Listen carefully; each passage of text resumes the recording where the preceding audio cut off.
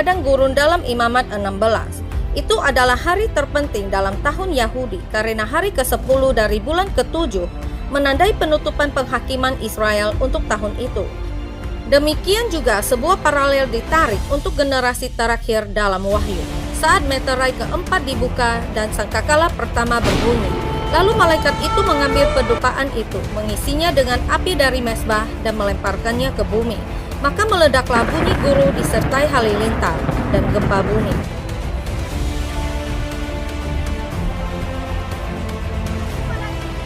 Lalu malaikat yang pertama meniup sangkakalanya, dan terjadilah hujan es dan api, bercampur darah, dan semuanya itu dilemparkan ke bumi.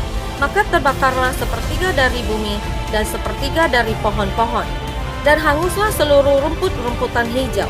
Lalu malaikat yang kedua meniup sangkakalanya, dan ada sesuatu seperti gunung besar yang menyala-nyala oleh api, dilemparkan ke dalam laut, dan sepertiga dari laut itu menjadi darah. Dan matilah sepertiga dari segala makhluk yang bernyawa di dalam laut, dan binasalah sepertiga dari semua kapal. Besarnya dampak ini juga akan mengirim gelombang, menderu ke garis pantai secara besar-besaran, mempengaruhi kota-kota di pesisir, mungkin menghapusnya dari peta. Lalu malaikat yang ketiga meniup sangkakalanya, dan jatuhlah dari langit sebuah bintang besar, menyala-nyala seperti obor, dan ia menimpa sepertiga dari sungai-sungai dan mata-mata air. Nama binatang itu ialah Absinthus, dan sepertiga dari semua air menjadi Absinthus, dan banyak orang mati karena air itu, sebab sudah menjadi pahit.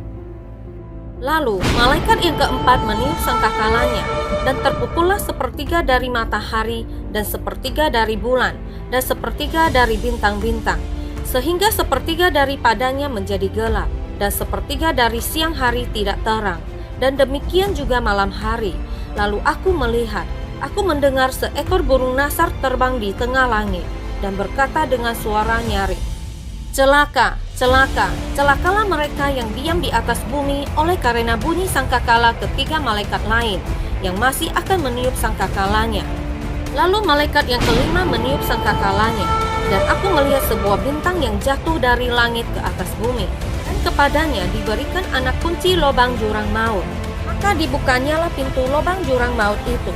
Lalu naiklah asap dari lobang itu bagaikan asap tanur besar. Dan matahari dan angkasa menjadi gelap oleh asap lobang itu. Dan dari asap itu berkeluarkanlah belalang-belalang ke atas bumi, dan kepada mereka diberikan kuasa sama seperti kuasa kalajengking di bumi.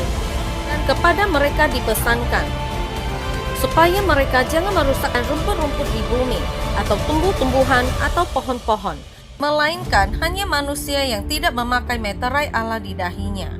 Pada sangkakala kelima, Lucifer dan para malaikatnya dilepaskan dari neraka, dan menyiksa mereka yang tidak memiliki meterai Tuhan di dahi mereka. Mereka akan muncul secara fisik untuk dilihat semua orang. Dia akan datang sebagai malaikat cahaya yang menyamar sebagai Tuhan yang Maha Kuasa, mengejek kedatangannya yang kedua dan menempatkan dirinya sebagai Tuhan, menipu bahkan orang-orang pilihan jika itu mungkin. Banyak yang akan kagum dan percaya kebohongannya. Janganlah kamu memberi dirimu disesatkan orang dengan cara yang bagaimanapun juga, sebab sebelum hari itu haruslah datang dahulu murtad, dan haruslah dinyatakan dahulu manusia durhaka yang harus binasa, yaitu lawan yang meninggikan diri di atas segala yang disebut atau yang disembah sebagai Allah. Bahkan ia duduk di bait Allah dan mau menyatakan diri sebagai Allah, dengan rupa-rupa tipu daya jahat terhadap orang-orang yang harus binasa, karena mereka tidak menerima dan mengasihi kebenaran yang dapat menyelamatkan mereka. Dan itulah sebabnya Allah mendatangkan kesesatan atas mereka, yang menyebabkan mereka percaya akan dusta. Lucifer diizinkan untuk menggunakan kekuasaannya selama 42 bulan.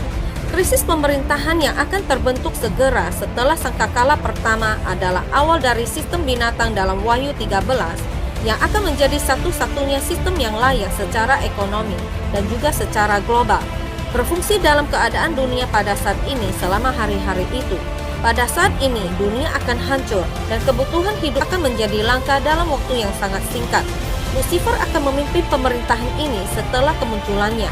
Fondasi telah diletakkan di panggung yang ditetapkan untuk acara yang akan diikuti. Dia akan menerapkan tanda binatang, janji kesetiaan untuk semua orang yang ingin membeli atau menjual, dan hidup secara berkelanjutan untuk waktu yang singkat. Dan ia menyebabkan sehingga kepada semua orang, kecil atau besar, kaya atau miskin, merdeka atau hamba, diberi tanda pada tangan kanannya atau pada dahinya, dan tidak seorang pun yang dapat membeli atau menjual selain daripada mereka yang memakai tanda itu, yaitu nama binatang itu atau bilangan namanya. Yang penting di sini ialah hikmat. Barang siapa yang bijaksana, baiklah ia menghitung bilangan binatang itu, karena bilangan itu adalah bilangan seorang manusia, dan bilangannya ialah 666. Karena itu adalah angka seorang pria, dan angkanya adalah 666. Dan seorang malaikat lain, malaikat ketiga, menyusul mereka, dan berkata dengan suara nyaring, jikalau seorang menyembah binatang dan patungnya itu, dan menerima tanda pada dahinya atau pada tangannya, maka ia akan minum dari anggur murka Allah yang disediakan tanpa campuran dalam cawan murkanya, dan ia akan disiksa dengan api dan belerang di depan mata malaikat-malaikat kudus dan di depan mata Anak Domba. Lalu malaikat yang keenam meniup sangkakalanya, dan aku mendengar suatu suara keluar dari keempat tanduk mezbah emas yang di hadapan Allah, dan berkata kepada malaikat yang keenam yang memegang sangkakala itu, lepaskanlah keempat malaikat yang terikat dekat sungai besar Efrat itu. Maka dilepaskanlah keempat malaikat yang telah disiapkan bagi jam dan hari, bulan dan tahun untuk membunuh sepertiga dari umat manusia. Dan jumlah tentara itu ialah 20.000 laksa pasukan berkuda. Aku mendengar jumlah mereka. Lalu malaikat yang ketujuh meniup sangkakalanya, dan terdengarlah suara-suara nyaring di dalam surga. Katanya, pemerintahan atas dunia dipegang oleh Tuhan kita, dan Dia yang diurapinya, dan Ia akan memerintah sebagai Raja sampai selama-lamanya. Dan ke-24 tua-tua yang duduk di hadapan Allah di atas tahta mereka tersungkur dan menyembah Allah, sambil berkata, kami mengucapkan syukur kepadamu ya Tuhan, Allah yang Maha Kuasa yang ada dan yang sudah ada, karena Engkau telah memangku kuasamu yang besar, dan telah mulai memerintah sebagai Raja, dan semua bangsa telah marah, tetapi amarahmu telah datang dan saat bagi orang-orang mati untuk dihakimi, dan untuk memberi upah kepada hamba-hambamu, nabi-nabi dan orang-orang kudus, dan kepada mereka yang takut akan namamu, kepada orang-orang kecil dan orang-orang besar, dan untuk membinasakan barang siapa yang membinasakan bumi. Maka terbukalah bait suci Allah yang di surga, dan kelihatanlah tabut perjanjiannya di dalam bait suci itu, dan terjadilah kilat dan deru burung, dan gempa bumi dan hujan es lebat. Yesus memecahkan meterai keempat dan memulai kesengsaraan besar atas dunia dengan membunyikan sangkakala. Peringatan penghakiman ini jatuh sebagai tanggapan atas kejahatan, kemerosotan, dan kekerasan hati kita yang tidak terkendali. Apabila engkau memberitahukan kepada bangsa ini segala perkataan itu, dan mereka berkata kepadamu, mengapakah Tuhan mengancamkan segala malapetaka yang besar ini terhadap kami? Apakah kesalahan kami dan apakah dosa yang telah kami lakukan terhadap Tuhan Allah kami? Seperti sangkar menjadi penuh dengan burung-burung, demikianlah rumah mereka menjadi penuh dengan tipu.